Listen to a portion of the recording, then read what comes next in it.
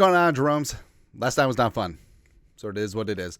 I was actually hoping that the Lions would have scored on their last drive to make it 38-9, so we could have called it 38-7 with inflation, right? It is what it is. But I know we're the purple Kool-Aid guy, and this may seem like a homer take, but the game was not as one-sided as the final score indicates. And it really wasn't. Frankly, through three quarters, this was still a game until the levees broke at the end. The offense was just...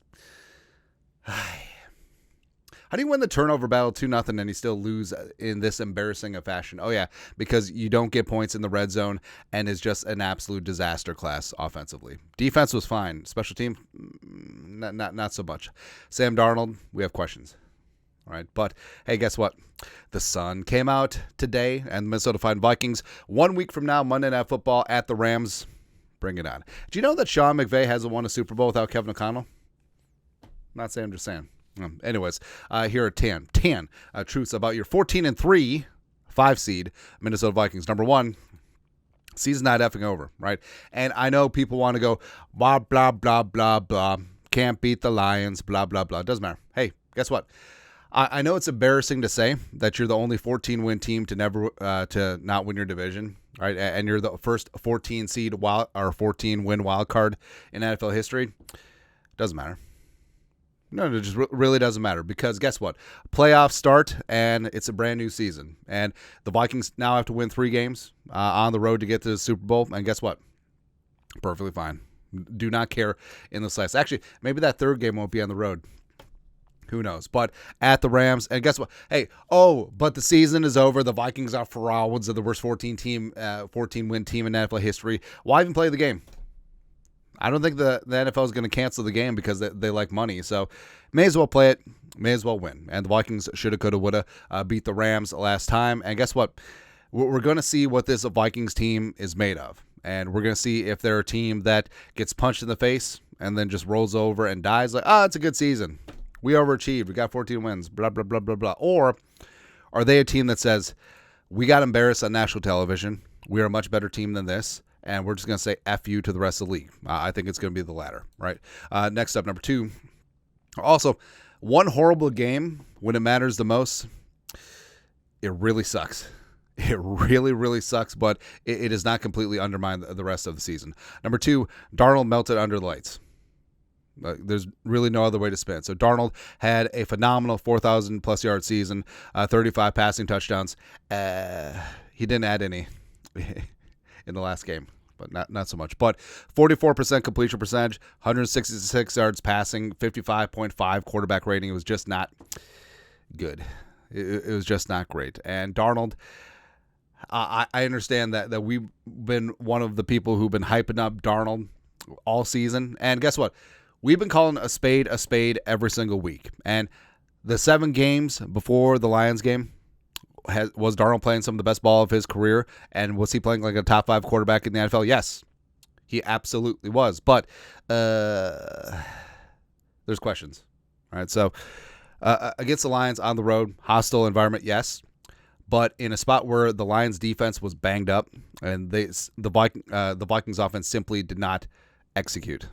Right, and Darnold was sailing passes all over the place, missing wide open receivers, passing up on wide open first reads. It's almost like Darnold was point shaving. It's like he bet the under or something. I don't know, but I don't know.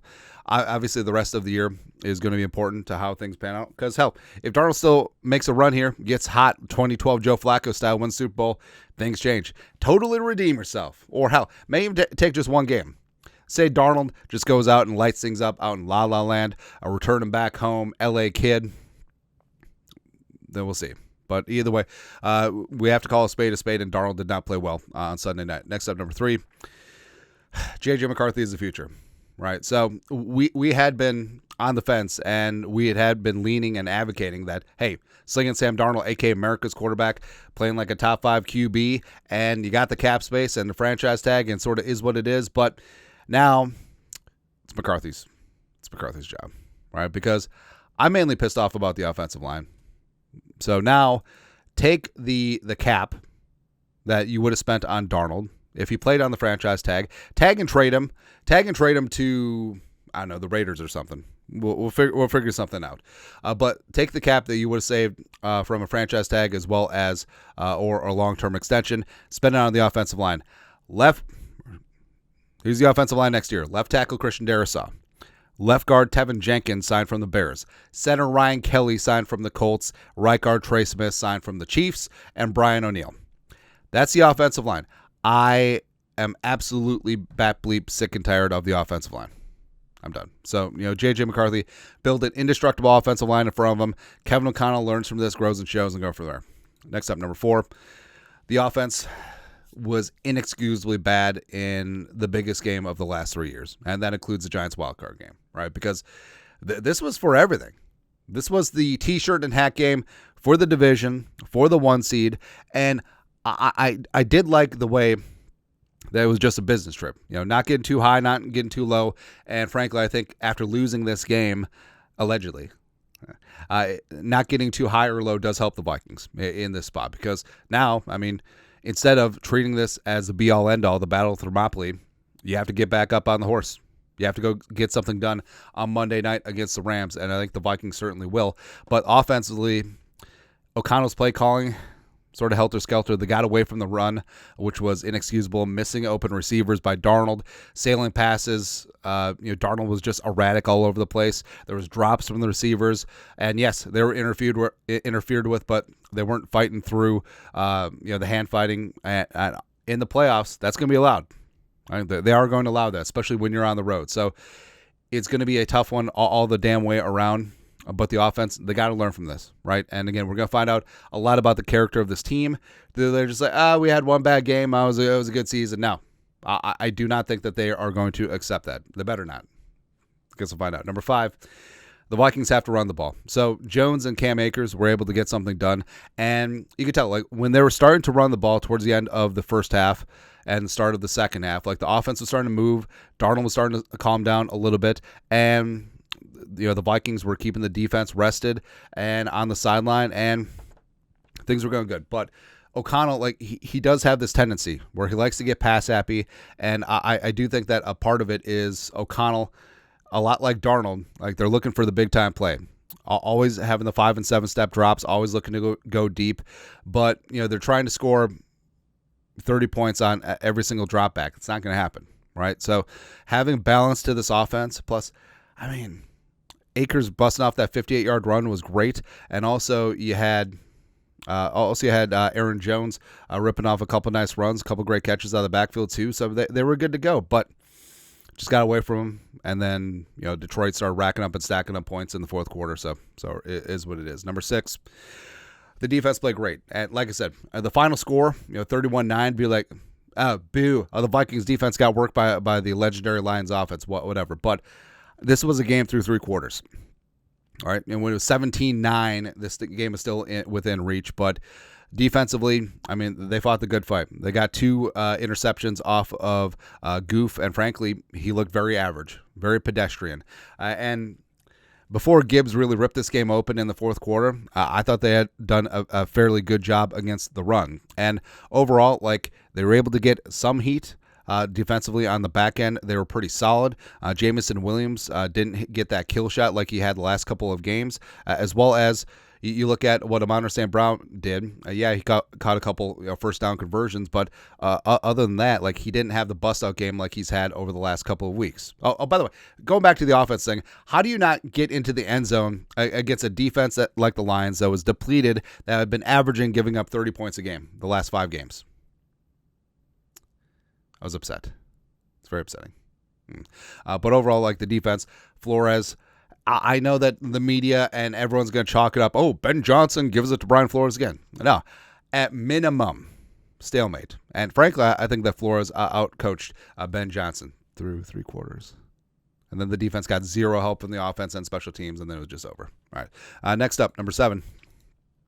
Ivan Pace Jr. is the truth, right? So Vikings obviously missed Pace Jr. when he was out with that hamstring, and we thought that Cashman was going to be the X factor.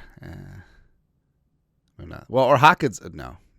But Ivan Pace Jr. number 0, I think that he is inching towards becoming a legitimate superstar. And he had 10 tackles, interception, 2 turnovers this season against the Lions, 1 a scoop and score, teaming up with Metellus on both of them. Also, should have had that safety sack when it was intentional grounding, but of course the officials do not know what intentional grounding is. Yeah, but Pace Jr., his job against the run, him blitzing, him just getting after things, him in coverage as well. Like Ivan Pace Jr. has been legitimately fantastic. And I think that he's going to continue to be a major part of this defense and superstar in the making. Next up, number 8, Will Record. Should have been a superstar in the making. So it's pretty clear that quad is bothering him. I'm not ready to say that it's a mental thing as of yet, but there are some major concerns where that 52, well, yes, he was the only one who scored points against the Lions. And also he nailed a 51-yarder, but that 52-yarder wasn't even close. He kicked that thing to frickin' Windsor, right? And also, last 6 games, he has had a total of 6 missed field goals. Now, 2 of them were against the Colts when he clearly had quad issues before he went on IR, so we give him a little leeway there. But also 2 kickoffs out of bounds, giving the ball to the opposing teams at the 40 over the last couple games, including that one right before the half against the Lions, which basically is like, hey Lions, when it was still a game, just here's 3 free points. Go ahead. So, I don't know. Like, either way, they have to do something. And season's already passed up for the Patriots, so you can't get John Parker Romo off their practice squad unless they don't sign him to a futures contract or whatever. But bringing in someone to give him a little bit of competition, adding a kicker to the practice squad, why not at this point? Because you have to figure out if this is only physical or is there something going on between the ears. Don't know. I don't know. But Reichard's got to be able to do something. Next up, number 9. The Vikings have nothing to lose. So this is kind of good in a way. This is not cope, right? Because, 1 seed, 2 home games would have been glorious. Fantastic. But now the Vikings, who got embarrassed, got humbled, national television, guess what? They got nothing to lose. All right, okay. You got embarrassed. You got punched in the face. What are you going to do now? Right? You're just going to roll over and die against the Rams again on another primetime Monday night game? Or you're going to get pissed off? Because this offense we've seen can catch fire against some of the best defenses in the league. Defensively, they can get after that ass. Special teams can be all right. And that's all you need. And speaking of Darnold, so Darnold's pocketbook maybe it shrunk a little bit after the Lions game. He can't have that be his last film that he puts out there, right? So I do think that Darnold is going to get after things, and he's going to get out of his own head because it felt like a lot of what he did on Sunday night was mental. Right, and I know that Kevin O'Connell's talking about fundamentals and technique, except that's out the window. Darnold's passing up wide open first read receivers. He was airmailing a bunch of other ones, and it was just really frustrating all the way around. Just get back to slinging Sammy Darnold. It's not a playoff game. It's not prime time. It's not whatever. It's just a freaking game, right? Because you already been rode off several times, right? So why not just give it to him? Sling it. Go ahead. Lastly, number 10, we're on to L.A. Yeah, we're on to the Rams. Like we said, I don't think the NFL is going to cancel the game, so you may as well play it. Vegas sees it the Vikings way. They're 2.5-point favorites on the road against the Rams. Getting revenge, and then guess what?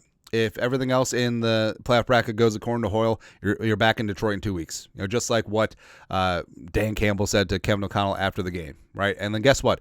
It's really hard to beat a team 3 times in a season. And like we said earlier, like 31-9, not indicative to how this game was through 3 quarters before the Vikings just completely snapped. All right, so bring it on again. That's all I'm saying. And guess what? I mean, coming into the season, 6.5 wins over under. Everyone knew that. Lowered expectations. But guess what? House money, nothing to lose. We're going to gamble. No gamble, no future. Scared money, don't make money. All the cliches. Roll the dice. Let's go. Nothing changes from last week. 4 more wins, you hoist at Jerome Barty. Just going to have to do it in a more difficult path. It's okay. Bring it. But that's it. Your thoughts are thoughts. Tell the Truth Monday. You guys are the best. Want to support the work? Put a little something in the Venmo. You guys know what to do. Skull Production Value.